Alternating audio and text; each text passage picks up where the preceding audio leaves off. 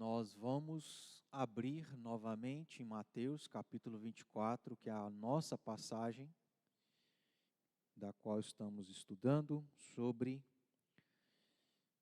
as últimas coisas, os fins dos tempos, ou num termo teológico, escatologia.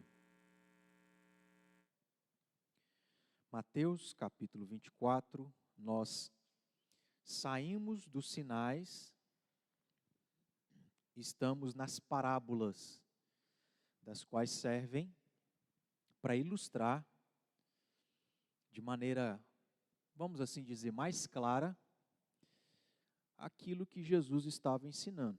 Então, o que nos versículos anteriores ao versículo 32, que é onde começam as parábolas, nós vamos encontrar aí várias coisas que tratam sobre um mesmo assunto, que é os sinais. Jesus não para de se referir a este assunto, que são sinais.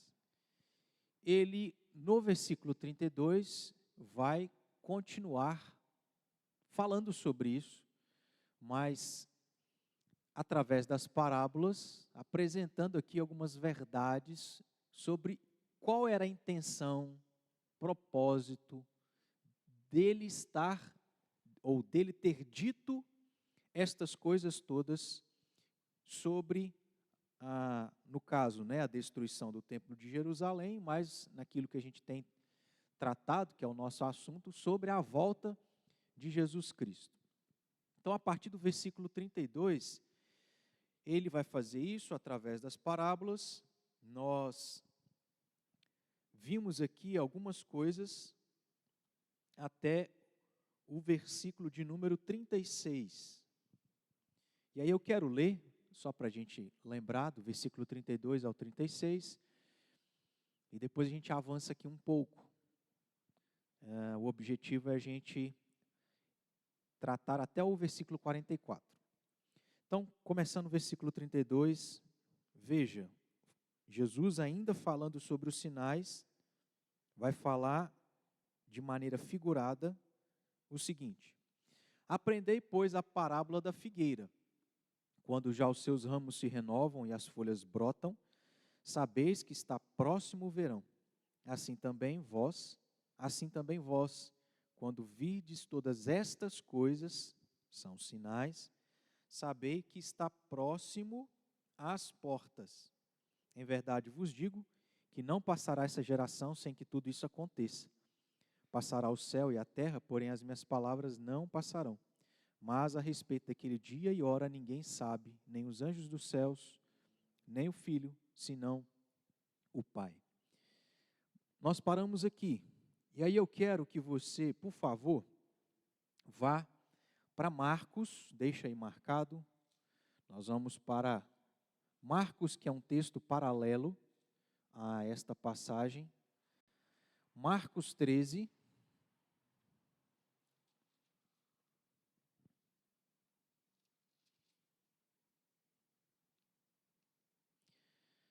Marcos 13, versículo 28.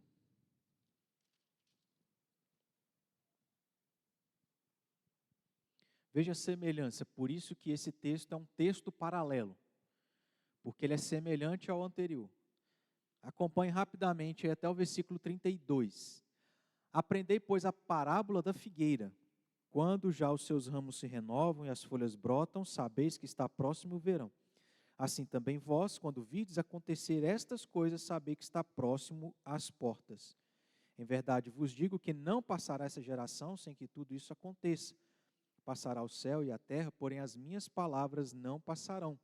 Mas a respeito daquele dia ou hora ninguém sabe, nem os anjos no céu, nem o Filho, senão o Pai. Vá para Lucas 21. Também um outro texto paralelo. E depois os irmãos vão entender por que a gente está fazendo esse exercício. Lucas 21, versículo 29, até o versículo 33. Ainda lhes propôs uma parábola dizendo: vede a figueira e todas as árvores. Quando começam a brotar, vendo-o, sabeis por vós mesmos que o verão está próximo. Assim também, quando virdes acontecerem estas coisas, sabei que está próximo o reino de Deus. Em verdade vos digo que não passará essa geração sem que tudo isso aconteça. Passará o céu e a terra, porém as minhas palavras não passarão. Se a gente voltar para Mateus, nós vemos, antes de voltar para Mateus, que tanto o versículo do texto de Mateus, começando no versículo 32, terminando no versículo de número 36, com Marcos e Lucas, é a mesma coisa. Agora, a partir do versículo 37 da nossa passagem de Mateus 24, nós vamos ver outras coisas pelas quais ainda nós não vimos. E por que nós fizemos esse exercício de ir lá para Marcos e de ir para Lucas?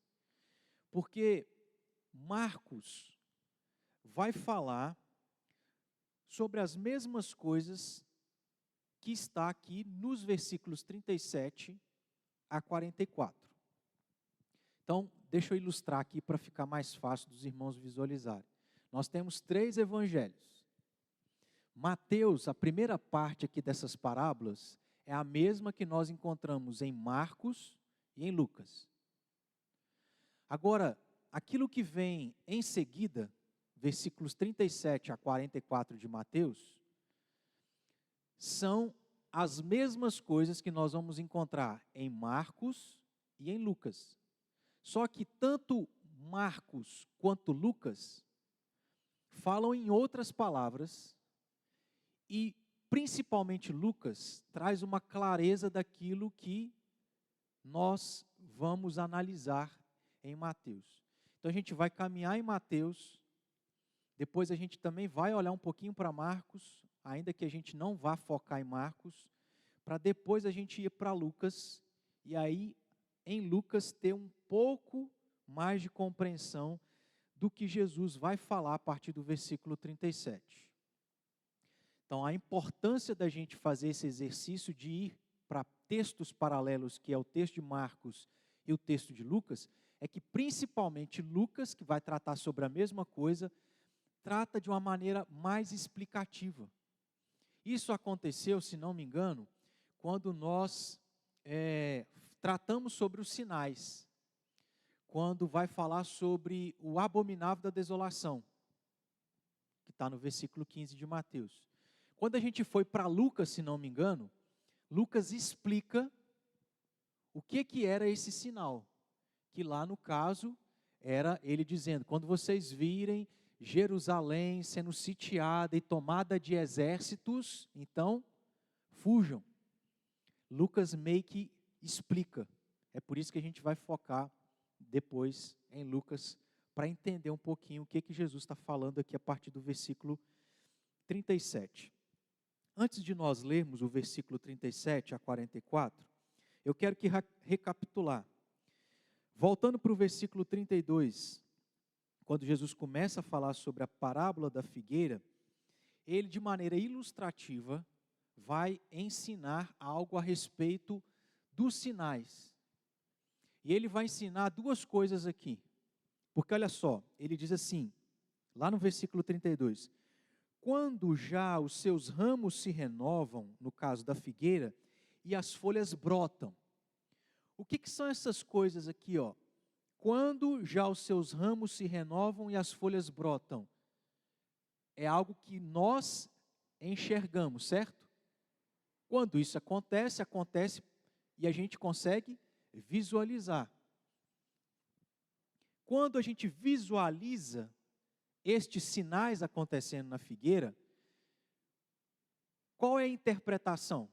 Jesus fala: sabeis que está próximo o verão. Então ele usa isso aqui para ilustrar algo em relação aos sinais. Aí veja, versículo 33, assim também vós, da mesma forma em relação às pessoas que sabem olhar para a figueira e interpretar que está próximo o verão, vocês também em relação à minha volta. Quando virdes, está vendo que lá no versículo 32 não aparece o verbo ver, mas está implícito. Porque os ramos se renovam e as folhas brotam. Então, é para quem vê. Mas no versículo 33 ele deixa claro, ele usa essa palavra. Quando virdes estas coisas, quais? Os sinais lá. É como se Jesus estivesse dizendo assim, quando vocês virem os ramos se renovarem e as folhas brotarem, que são os sinais, saibam que eu estou chegando, saibam que eu estou voltando. Sabei que está próximo às portas. Quais são as duas coisas que Jesus ensina sobre os sinais? É que eles servem para que nós enxerguemos quais são os indicativos e para que a gente não só enxergue, mas para que a gente saiba, interprete. Não adianta saber, mas não interpretar. E não adianta também não saber, né? Ou melhor, não adianta enxergar somente. Tem que enxergar e saber interpretar. E aí, Jesus está dizendo, os sinais da minha volta são esses e esses. Quando vocês virem esses sinais se cumprindo, então interpretem que eu estou voltando, assim como o verão está chegando, quando a figueira, os seus ramos renovam e suas folhas brotam. Aí, ele vai dizer assim, ele vai ensinar isso sobre os sinais, e agora ele vai dizer ou complementar por que da importância dos sinais. Versículo 34, em verdade vos digo que não passará essa geração sem que tudo isso aconteça. Porém passará o céu e a terra, porém as minhas palavras não passarão, mas a respeito daquele dia e hora ninguém sabe, nem os anjos no céu, nem o Filho, senão o Pai. É Jesus dizendo assim, esses sinais são importantes porque em relação ao exato momento em que eu vou voltar, ninguém sabe. Não tem como saber. Então o que vocês têm são sinais que vocês devem enxergar e saber interpretar. Porque um outro adendo, né, um acréscimo que Jesus faz em relação aos fins dos tempos é que a data específica ninguém sabe. E aí, em relação a isto, Jesus vai desenvolver o resto aqui do nosso texto, que é sobre esta verdade que ele está batendo, afirmando e reafirmando. Vocês têm os sinais e podem saber interpretá-los, mas uma coisa é certa, ninguém sabe quando eu vou voltar. Aí veja, então, seguindo o nosso texto. Pois, versículo 37, assim como foi nos dias de Noé, também será a vinda do Filho do Homem. Jesus ensina algo sobre os sinais, falando de uma parábola da figueira. Ilustra através de uma figueira.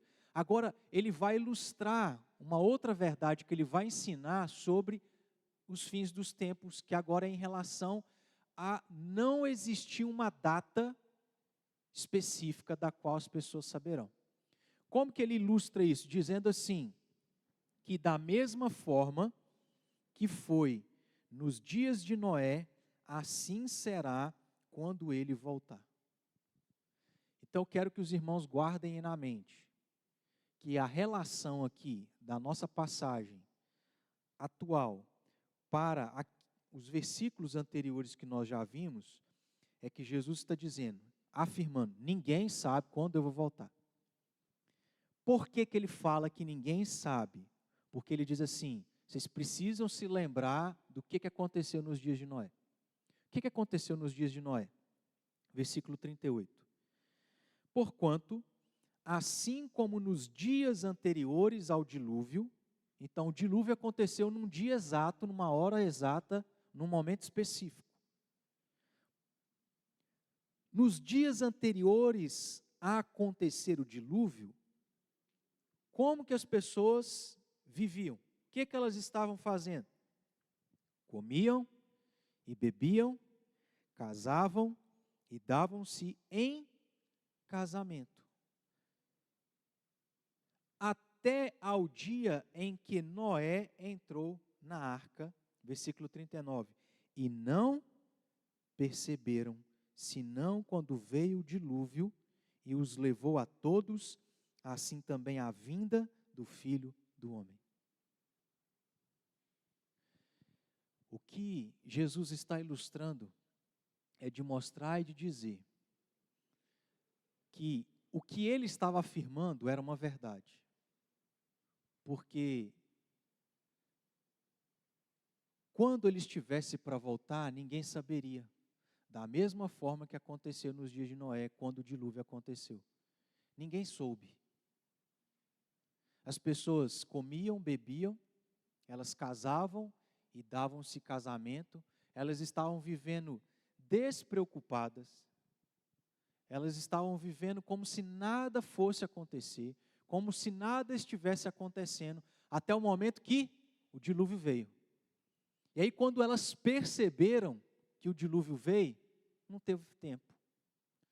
Sabe o que Jesus está reafirmando em relação a esse momento histórico que serve de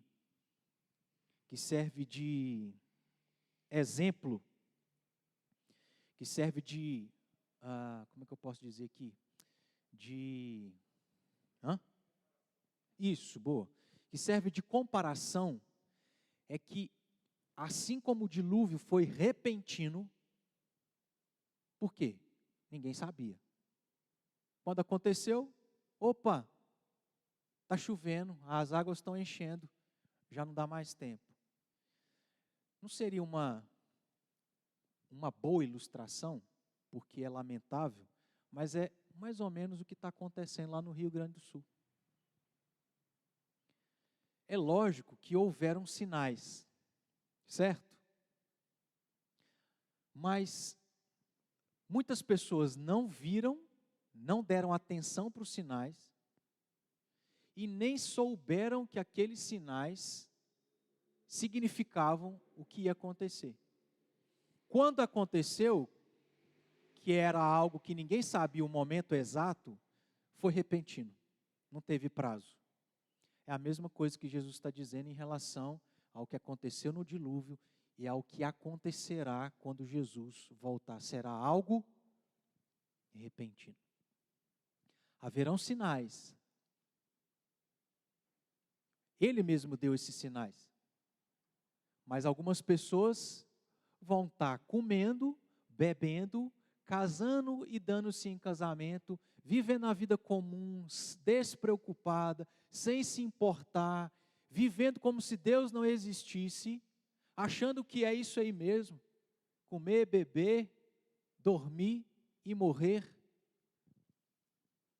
Mas, quando se deu, então não houve tempo. Jesus pega esse momento histórico para reafirmar o que ele estava afirmando.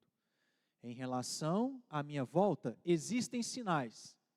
Vocês devem saber interpretá-los, porque eles dizem e significam que eu estou próximo de voltar. Mas o dia exato ninguém sabe. Não sabe porque será da mesma forma que aconteceu no dilúvio. Ninguém soube, ao ponto que algumas pessoas foram pegas de surpresa. Algumas não, né? Todas, exceto a família de Noé. Continuando aqui, nós paramos no versículo de número 39. Então a gente vai seguir o 40.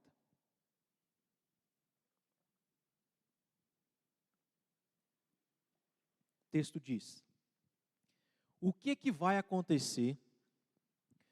Veja que o texto está falando sobre o quê? A volta de Jesus, certo? O que o texto está falando lá no início do capítulo 24? Que a dúvida que os discípulos tinham é: quando é que o mundo vai? É ou não é isso que era a dúvida dos discípulos? Versículo 3 lá do capítulo 24. No Monte das Oliveiras achava-se Jesus assentado, quando aproximaram-se dele os discípulos em particular e lhe pediram: dize-nos quando sucederão estas coisas, E que sinal haverá da tua? Acompanharam aí? Da tua e da consumação do século. Isso aqui, em outras palavras, é fim do mundo. Acabou. Por que eu estou enfatizando isso? Para que a gente não interprete esse versículo em seguida como sendo um arrebatamento secreto. Tá? Vamos olhar o contexto. Jesus está respondendo a uma dúvida dos seus discípulos que é em relação ao fim do mundo, que está associada à volta única ou o retorno único de Jesus Cristo. O que ele diz? O que vai acontecer quando os sinais se cumprirem, que apontam para a vinda próxima de Jesus, que nós não sabemos o dia exato? O que vai acontecer dentre tantas coisas? Porque o texto aqui não é um texto que vai tratar só sobre escatologia. Então não é, Jesus não esgota todo o assunto sobre escatologia, ele pincela só uma coisinha. Os outros detalhes a gente vai ver em outros textos fora daqui. Mas um detalhe que Jesus menciona é que uma das coisas que vai acontecer quando Jesus voltar é que 2 estarão no campo, um será tomado e deixado o outro. Aí o outro exemplo que ele dá é que estarão 2 trabalhando no moinho, uma será tomada e deixada a outra. Isto aqui que Jesus está se referindo é a separação entre ímpios e justos, entre crentes e descrentes, entre trigo ou joio e trigo. Uns que vão ficar porque irão para o inferno, e não quer dizer que o inferno vai ser aqui. Não é, veja que Jesus não entra em detalhes, tá, irmão? Sobre esses aspectos todos. Ele só detalha uma coisinha. E o que ele detalha é de maneira resumida, através de uma ilustração. Não é isso que a gente crê? Quando Jesus de fato voltar, não vai acontecer nada? Vai. Dentre tantas coisas, uma delas é que nós ansiamos por aquilo que Jesus prometeu, que um dia a gente vai estar com Ele por toda a eternidade. E a gente conhece à luz das Escrituras, que nesse dia nós iremos com Ele para os céus, e aqueles que não creram em Cristo, aqueles que não foram salvos em Cristo, irão para... É sobre isso que Jesus está falando. Olhando para o contexto do nosso texto, mas olhando para outras passagens. Vamos para Mateus capítulo 13.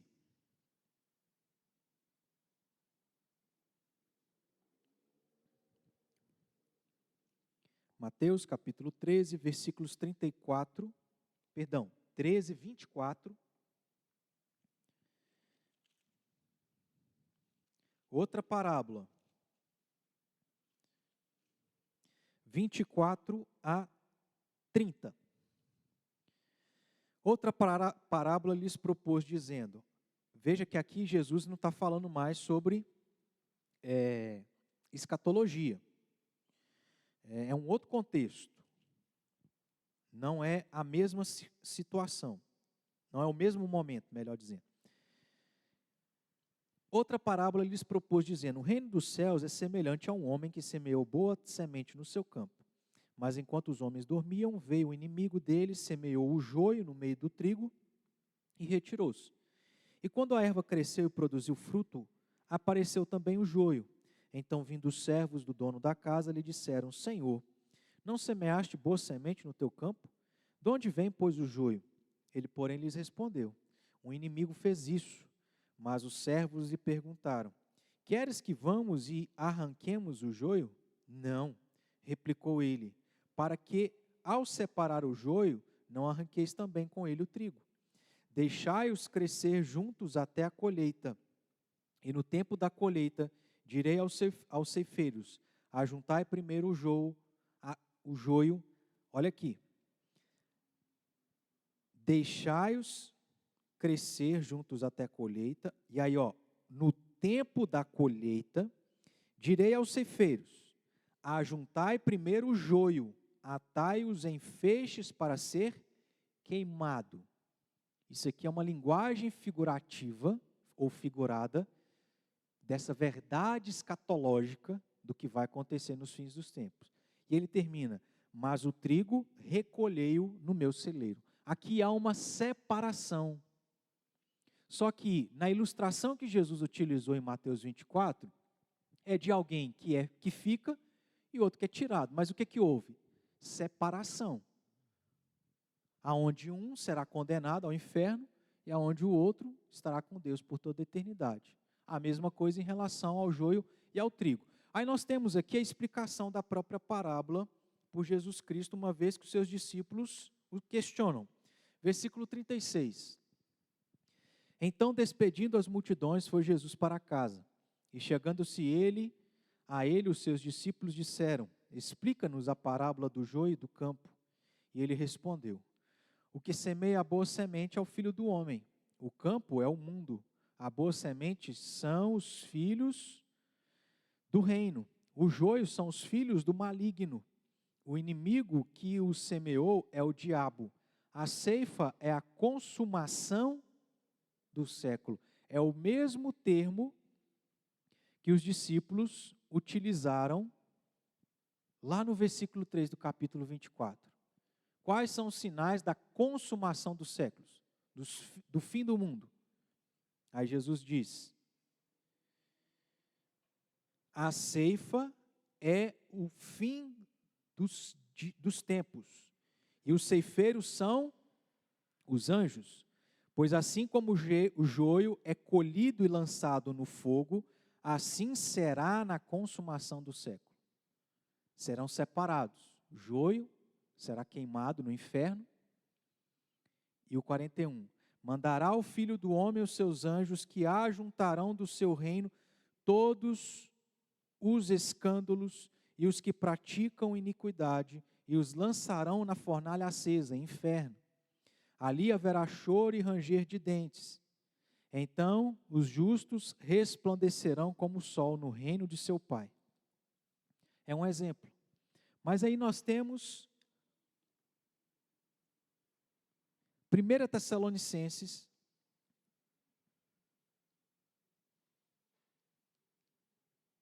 que é um texto que Paulo trata sobre o fim do mundo. E a gente tem alguns detalhes aqui interessantes que a gente não vai poder mencionar, não temos prazo para isso, mas futuramente, se Deus quiser, a gente vai voltar aqui nesse texto. 1 Tessalonicenses capítulo 4. Paulo descreve alguns detalhes que Jesus não mencionou lá, porque não era o propósito. A partir do versículo 13, acharam? Não queremos, pois, irmãos, que sejais ignorantes. O crente tem informações sobre o que Deus quis revelar em relação à volta de Jesus. 1 Tessalonicenses 4,13. Não quero que vocês sejam ignorantes com respeito aos que morreram, para não vos entristecerdes como os demais que não têm esperança. O que Paulo está dizendo assim, biblicamente, o que Deus ensina é que quem morre tem esperança, porque ele morre e não acaba. Não é um aniquilamento da alma, deixou de existir. Não é um sono da alma. Não, há esperança, porque quem morre em Cristo está com Deus na eternidade. Só que as pessoas daqueles dias não criam na ressurreição, não criam na vida eterna. E aí Paulo está dizendo, eu não quero que vocês sejam ignorantes igual a eles. Eu quero que vocês olhem para as Escrituras e enxerguem o que Deus já ensinou sobre isso. 14. O que Deus já ensinou sobre isso? Pois, se cremos que Jesus morreu e ressuscitou, assim também Deus, mediante Jesus, trará em sua companhia os que morreram. Eu estou lendo aqui, dá vontade de deixar Mateus para vir para o texto, né? Mas eu vou me conter. Vamos seguir. Ora, 15. ainda vos declaramos por palavra do Senhor isto, nós os vivos que ficarmos até a vinda do Senhor. Paulo não está falando aqui de outro arrebatamento, nem de um arrebatamento secreto. Ele está dizendo assim, nós os vivos que ficarmos até a vinda do Senhor. De modo algum vamos preceder os que morreram. Porquanto o Senhor mesmo, dada a sua palavra de ordem, ouvida a voz do arcanjo e ressoada a trombeta de Deus, descerá dos céus, e os que morreram em Cristo ressuscitarão primeiro. Então os que estão vivos, permanecerão vivos, até que Jesus volte, e quando Jesus voltar, nada vai acontecer com quem ficou na terra primeiro. Porque quando Jesus voltar, volta com ele os que morreram, que serão ressuscitados. 17. Depois, os que ficaram vivos até a volta de Jesus, os que ficarmos, seremos arrebatados arrebatados juntamente com eles. Então, é algo que primeiro precisa acontecer com quem morreu, porque volta, ressuscita, está os crentes ressuscitados juntamente com os que não morreram, aonde todos esses vão viver com Deus na eternidade. Entre nuvens para o encontro do Senhor nos ares, e assim estaremos para sempre com o Senhor. Consolai-vos, pois, uns aos outros com estas palavras.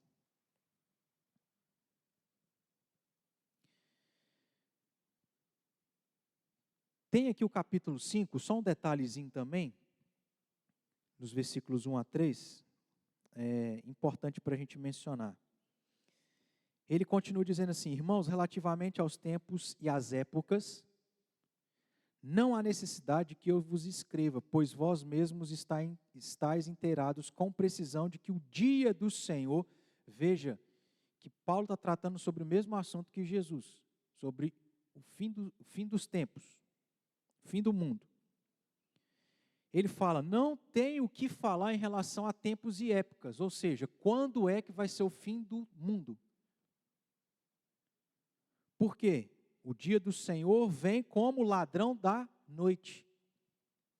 Isso aqui, nós vamos ver que o próprio Jesus usou essa ilustração.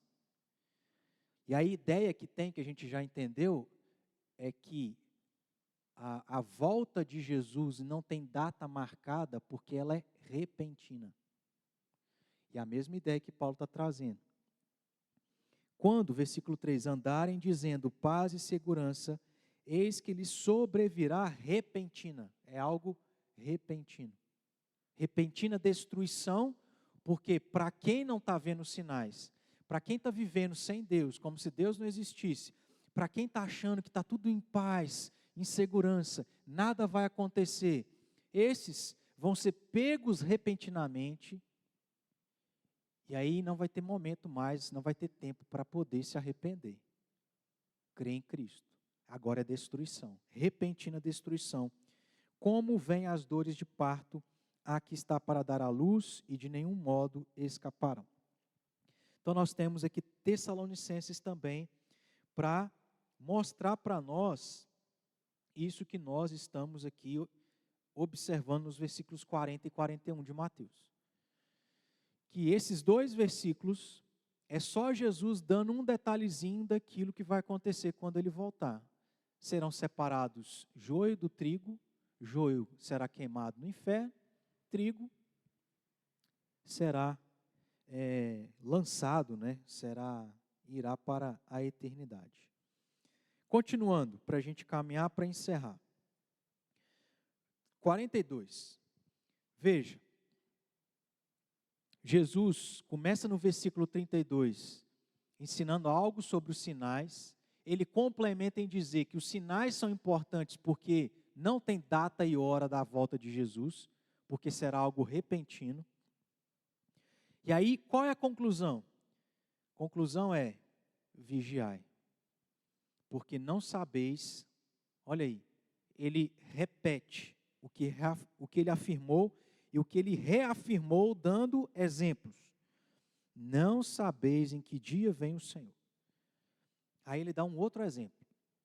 Mas considerai isto: se o pai de família soubesse que hora viria o ladrão, mas ele não sabe, que o ladrão não avisa, como Jesus também, que não é um ladrão, mas só para entender, como Jesus também não avisa. Se o pai de família soubesse a que hora viria o ladrão, vigiaria e não deixaria que fosse arrombada a sua casa. Por isso, porque ninguém sabe quando Jesus vai voltar, vigiai, ficai também vós vigilantes, apercebidos, vivendo a vida atentos aos sinais, vivendo uma vida onde Deus é real, aonde Jesus Cristo vai voltar, isso é real.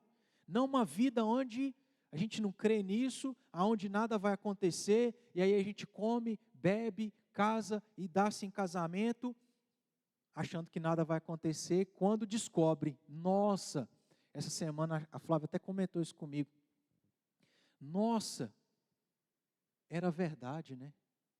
O que as pessoas falaram, que Jesus Cristo era real, veio ao mundo, morreu para salvar.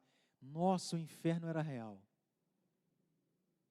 Aí vai fazer igual o ladrão lá, o ladrão não, perdão, o mendigo e o Lázaro, né? Eu sempre confundo. Lázaro era o rico ou era o mendigo? Eu sempre confundo, irmãos. Mas está lá em Lucas 18. Na hora que chegar no inferno, acabou, não tem mais o que fazer. Repentino. Por isso, ficai também vós vigilantes, porque a hora em que não cuidais, o Filho do Homem virá. O ensino é que os sinais servem para que nós saibamos quais são eles, para que a gente interprete o que eles significam, para que a gente saiba que Jesus está próximo de vir. E nesse sentido, olha só, irmãos, algo que veio à minha mente aqui, né?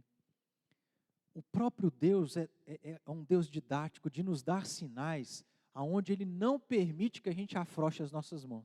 Sabe por quê? Porque você vê um negócio no Rio Grande do Sul, você vê uma pandemia, você vê uma catástrofe, você vê um escândalo que foi aquele negócio que aconteceu no Rio de Janeiro, com o show da Madonna. Você vê o que está acontecendo em Israel, e qual que é o sentimento que você tem?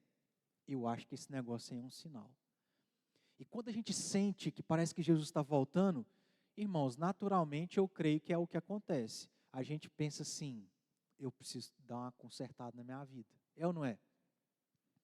Eu preciso assim me comprometer mais a uma vida de santidade. Então é até didático os sinais para a gente viver essa realidade que Deus é real. E isso tudo que está na Bíblia vai acontecer, Jesus vai voltar. Agora, o que é o problema da pessoa que está no mundo? Ela olha lá para aquilo que aconteceu lá, aquela imoralidade, que aquilo é um absurdo, aquilo é o que o anticristo vai fazer, irmãos. Uma coisa que a gente pensa assim, não, isso aqui não tem como, isso aqui é uma afronta, uma falta de respeito. É um absurdo. Mas para a mente do não cristão, aquilo não é um sinal. Ele acha que a vida é isso mesmo, prazer. A vida é imoralidade. A vida é o pecado não ter freio, controle. É comer, beber, casar e dar-se casamento. É viver uma vida onde Deus não é real. Inferno não existe. Na verdade, o inferno deve ser bem gostosinho, que a gente vai ficar aquecido. É bom o inferno que lá a gente não vai ficar o dia inteiro assim, santo, santo, santo. Lá nós vamos poder fazer o que a gente quiser. O descrente não conhece os sinais, ele não enxerga os sinais, e ele não sabe interpretar os sinais. E aí ele está vivendo, e o que Jesus ensina aqui? O dia e a hora ninguém sabe. Então, você será pego de surpresa. Você precisa vigiar, porque é real. Precisa estar preparado. O descrente precisa enxergar isso aqui, porque, meus irmãos, se ele não levar a sério, é inferno, e acabou. Não tem mais jeito. O crente precisa vigiar, não porque se ele não vigiar, ele não vai para o céu. Cristo morreu por ele. Mas o problema, meus irmãos, é que nós começamos aqui falando que a nossa natureza é uma natureza que nos inclina a nos conformar com quem? Cristo? Não. A conformar com este século. De viver como se Deus não fosse real muitas vezes. De viver e não lembrar de Deus no dia a dia. De viver, meus irmãos, em pecado e não ter medo de pecar contra Deus. Da gente comer, beber, casar e se dar em casamento, não que isso seja pecaminoso, mas viver assim despreocupado, como se a vida fosse normal, nada fosse acontecer. E aí, a gente não está preparado para as coisas que vão acontecer quando Jesus estiver para voltar. A gente não está preparado porque a nossa vida não está certa. Você é um crente, mas assim, você não está levando o cristianismo muito a sério. Está de qualquer forma, ou está mais ou menos. Então, essa vigilância é nesse sentido aplicando a nós. E aí, deixa eu ler aqui. Não, antes de ler os comentários, né? Vamos lá para Lucas, que eu falei. Lucas 21, 34 a 36.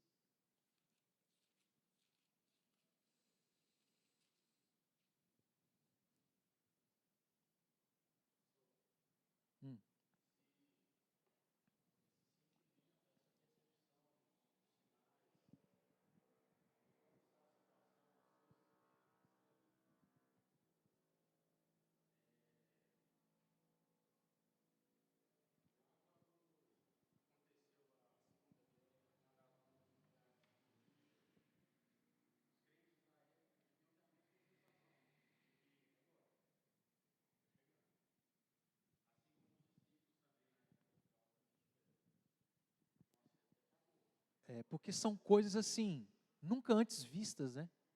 Então não é uma coisa qualquer. Não pode ser uma coisa qualquer. A degradação, né, o estado do homem está chegando numa situação tão terrível que é bomba atômica, é uma guerra mundial, coisas nesse sentido, né? É um templo ser destruído que simboliza o próprio Deus. Então o pecado se alastrou tanto que aquilo que simboliza o próprio Deus é destruído. Não é uma coisa qualquer, não é algo que você vê todo dia na esquina. Queria falar mais alguma coisa? Não sei se...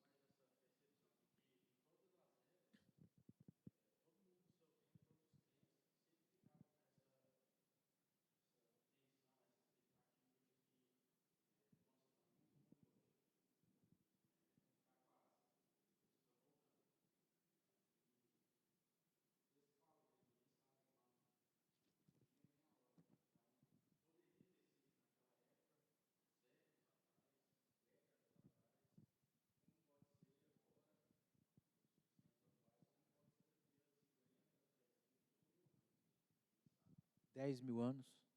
Pensou? 10 mil anos de história humana. O que vai ser daqui 10 mil anos? Mas nós temos os sinais. Alguns são repetitivos. Outros são, vamos assim dizer, únicos. Incomparáveis. Mas vamos lá. Vamos para Lucas 21, 34 a 36. Acautelai-vos por vós mesmos. Aqui, se referindo aos próprios discípulos. Por que vocês devem estar preocupados e ter cautela, cuidado, por vocês mesmos? Para que nunca vos suceda que o vosso coração fique sobrecarregado com as consequências da orgia, da embriaguez e das preocupações deste mundo, e para que aquele dia não venha sobre vós repentinamente como um laço. Lucas vai explicar o que Jesus estava falando em Mateus. O problema não é comer e beber, casar e dar-se em casamento. Mas é viver uma vida onde a vida é como se Deus não existisse. Uma vida onde o estilo de vida é mundano. Onde se vive sem se preocupar com as coisas de Deus, sem santificar a vida. É viver se amoldando ao mundo. E meus irmãos,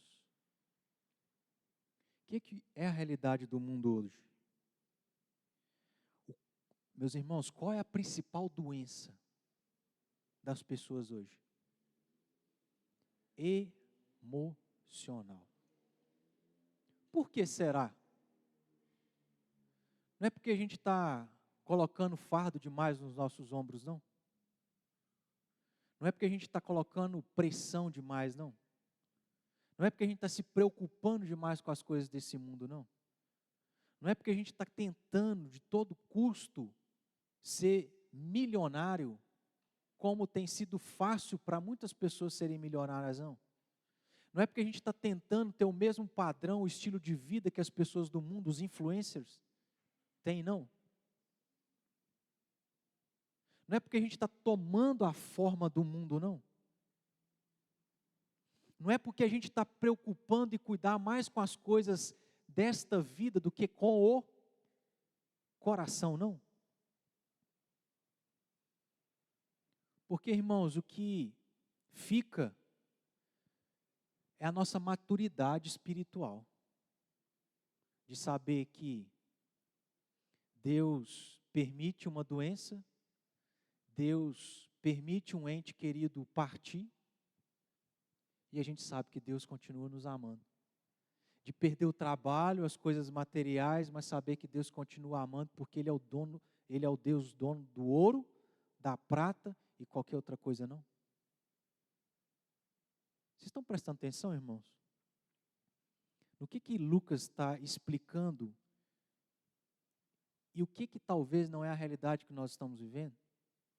Você é crente, amém, você vai para o céu, amém? Você crê em Cristo? Vai para o céu, irmão, amém. Mas ainda que a gente vá para o céu, pode ser que a gente não está vendo sinais. Porque você está afastando de Deus, você está longe dEle, você está insensível. E aí você está abraçando o mundo, você está preocupado. Irmãos, um tempo atrás, conversando com uma pessoa que estava sobrecarregada com o trabalho que ela tinha, ela pretendia casar e ela queria trabalhar, ter um outro, crescer no trabalho, sendo que aonde ele estava já estava pressionado, ele queria ainda um cargo maior para ter mais pressão, para poder dar mais recurso para a sua futura esposa. E eu falei assim, meu irmão, se você já não está dando conta, e olha só, se o trabalho hoje tem nos tirado o tempo de Deus, almejar cargos maiores, isso não é pecaminoso em certo sentido, não. Isso não é problema. Mas se eu já estou tendo problema aqui, será que eu não vou ter problema mais lá? Com Deus, para buscar financeiro. E aí eu falei assim, meu irmão, eu tenho certeza que o que a sua esposa quer de você não é status, coisas materiais, e não ter um esposo de Deus. Tenho certeza que o que é mais importante para ela é ter um homem de Deus dentro de casa. É ou não é? Mas a filosofia do mundo é dinheiro, status, poder. Irmãos, buscando isso, nós estamos ficando doentes mentalmente, espiritualmente. Porque vem qualquer coisinha e é crise de pânico. Eu não estou minimizando o problema não, tá, irmãos? Há casos e casos. Mas me entendam. Eu acho que a gente está assim muito raso espiritualmente. Porque as coisas nos abalam demais. Tiram o nosso chão. Porque na verdade os nossos deuses são essas coisas. E não o Deus Todo-Poderoso e Soberano. Então vamos voltar aqui. Acautelai-vos por vós mesmos. Por que é preciso vigiar? Por que é preciso lembrar do que os sinais simbolizam? Porque Deus é real, Ele vai voltar. E a nossa vida não pode perder esse foco. Para que nunca vos suceda que o vosso coração fique sobrecarregado com as consequências daquilo que é imoral. O que é os dias que nós vivemos hoje, irmãos? Você tem imoralidade na sua mão. Você tem imoralidade em canal aberto de televisão. Em coisa que a gente nunca viu. Na televisão, aberta. E é normal, e o povo aplaude. É orgia, é imoralidade. Para que nunca vos suceda que o vosso coração fique sobrecarregado com as consequências da orgia, com as consequências da embriaguez e das, vamos juntos aí? Das preocupações deste mundo. Porque, meus irmãos, se a gente ficar preocupando com as coisas dessa vida, a gente se esquece dos sinais que Jesus está voltando. A gente passa a deixar de cuidar do nosso coração, do nosso espírito. E aí a gente não sabe por que a gente está em crise. Por que a gente está desesperado, sem conseguir dormir, e etc, etc. A ideia é essa. Para nós, do porquê que a gente tem que vigiar. Para que aquele dia não venha sobre vós repentinamente como um laço. Olha só. Vou falar de maneira geral, tá? Me entendam.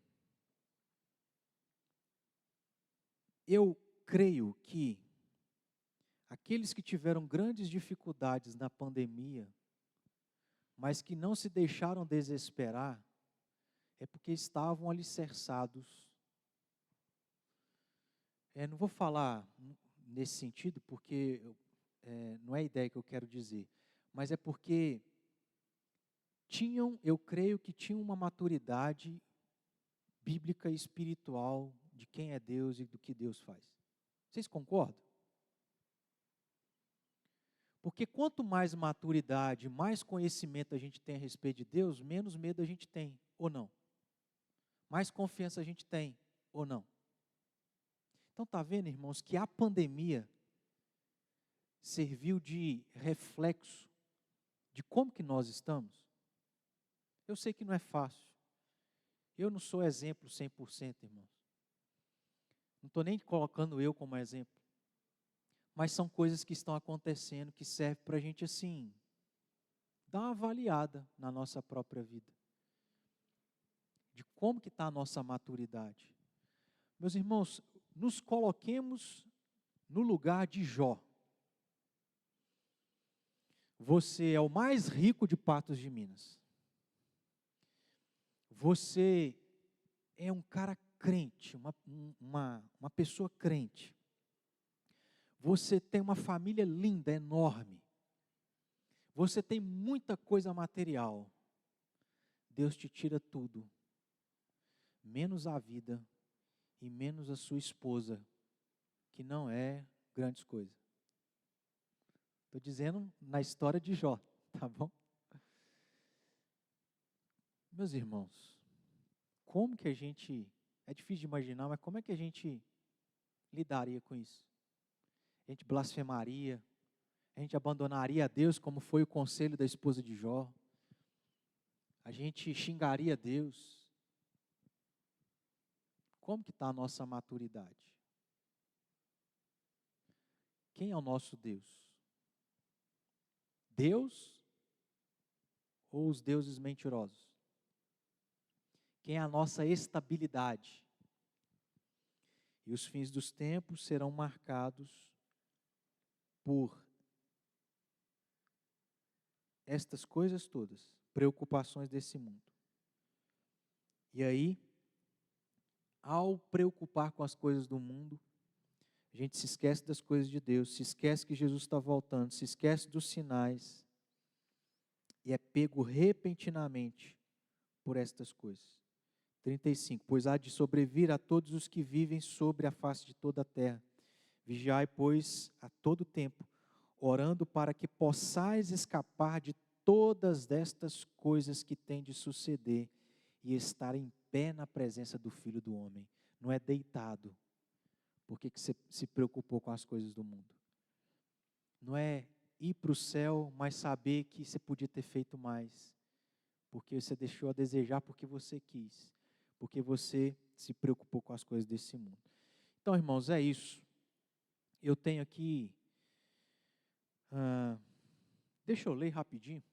Eu já passei um pouquinho do tempo, não é muita coisa não. Mas preste atenção aqui no que um comentarista fala. O próprio caráter repentino da vinda realça a necessidade de se precaver contra o despreparo e a displicência, de viver como se a gente não fosse cristão, como se Jesus não fosse voltar. Durante os dias de Noé, isto é, quando esse pregador da justiça construía a arca e advertia o povo, se recusaram a levar a sério o que ele fazia e dizia. Viviam despreocupadamente. Isso aqui, irmãos, é uma coisa que às vezes me incomoda, porque às vezes a gente sobe em cima do púlpito, Deus ministra o coração da gente para falar à igreja, a gente fala e o povo não entende, porque o povo continua vivendo despreocupado com as coisas de Deus e preocupado com as coisas deste mundo. Quantas vezes a gente fala sobre os trabalhos de meio de semana? E qual é o resultado que a gente já teve?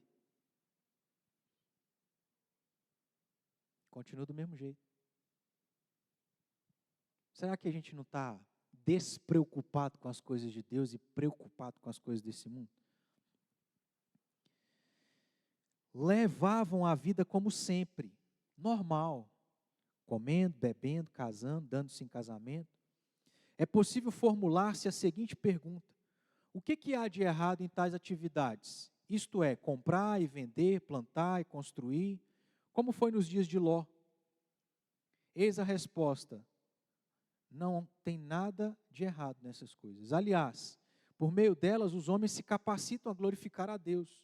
Só que, olha só, quando, porém, a alma é totalmente absorvida por elas, de tal sorte que elas se tornam um fim em si mesmas, deuses, e os deveres espirituais são negligenciados, não são mais uma bênção, e sim se transformam em maldição, são evidência de grosseiro materialismo, de falsa segurança e às vezes de frio egoísmo. Os homens dos dias de Noé não recobraram sua insensatez em tempo, não conseguiram compreender sua perigosa situação até que foi tarde demais. Então, no caso do ímpio, qual é o problema de viver como se Jesus não fosse voltar e se atentar para os sinais? É inferno. Para nós não é inferno, mas é de estar tendo uma vida da qual a gente não deveria estar tendo, de não estar preparado para receber aquele que nos salvou, porque a gente não levou a sério a nossa vida. O dilúvio os carregou e os varreu a todos. Semelhantemente, súbita e desastrosa para os perversos será a vinda do Filho do Homem. Ele sabe que os impulsos interiores do ser humano, suas emoções ou até mesmo seus amigos ou associados podem levá-lo a cair. Então ele os exorta a que estejam vigilantes, e isso continuamente. Sentimos-nos chocados ao lermos que ele ainda enunciou uma advertência contra os males como a dissipação, isto é, excessiva dedicação aos prazeres e à embriaguez. Mas não é evidente que nos dias atuais, quando olhamos ao nosso redor, vemos, presta atenção, Vemos muitos bons membros de igrejas, ou talvez ex-membros, que arruinaram sua vida ou a estão arruinando por entregar-se precisamente a essas tentações. É crente. Mas como é que está a vida do cara? Está tudo arruinado. Ele não vai para o inferno, porque ele crê em Cristo. Cristo o salvou, mas ele perdeu família, ele perdeu a saúde, ele perdeu a saúde emocional, ele não tem vida com Deus.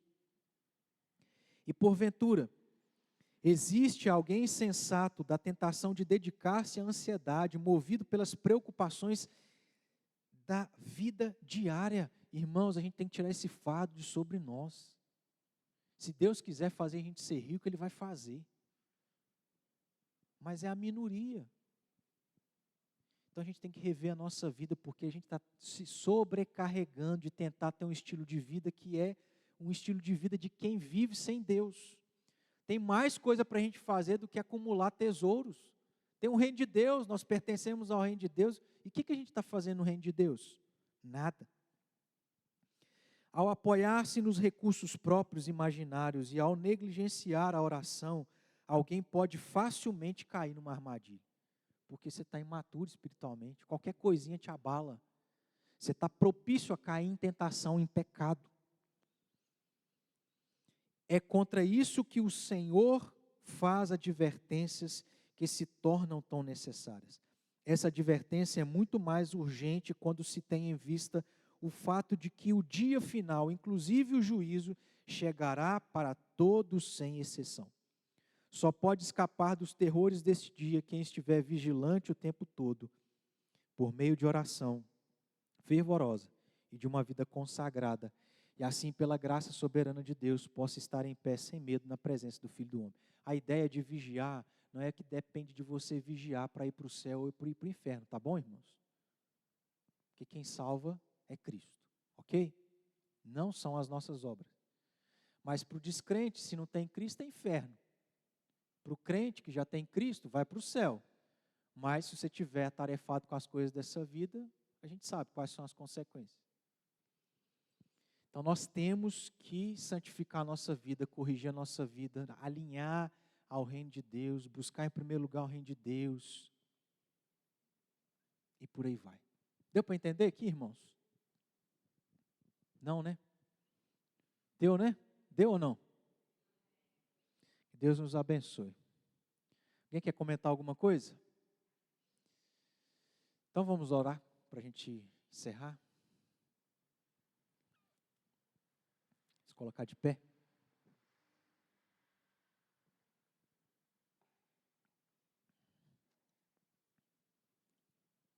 Te agradecemos, ó Pai, por esse culto, essa comunhão com o Senhor e com os nossos irmãos. A Tua palavra, Teu Espírito, Tua misericórdia de ministrar o nosso coração, de falar ao nosso coração, de puxar a nossa orelha, ó Pai, para a gente não se conformar a este século. Tem misericórdia, meu Deus. Trata conosco. Tire de nós, ó Deus, aquilo que está tomando o Teu lugar. Para que a gente viva a vontade boa, agradável e perfeita do Senhor. Para que, ó Deus, estejamos sempre atentos à realidade que Cristo voltará, de nos prepararmos para quando Ele voltar, ó Deus, a gente, ainda que jamais alcancemos a perfeição, mas estar preparados para dizer, Senhor, eu fiz com toda a minha força, com todo o meu empenho, em servir ao Senhor, Teu reino. Ó Deus, tira de nós esse peso, que é o mundo que tem colocado, não é o Senhor. Ó Deus, que a gente busque o Senhor, que a gente se preocupe com as coisas do Teu reino. Em nome de Jesus. Amém, Senhor. Vá em paz, Deus abençoe.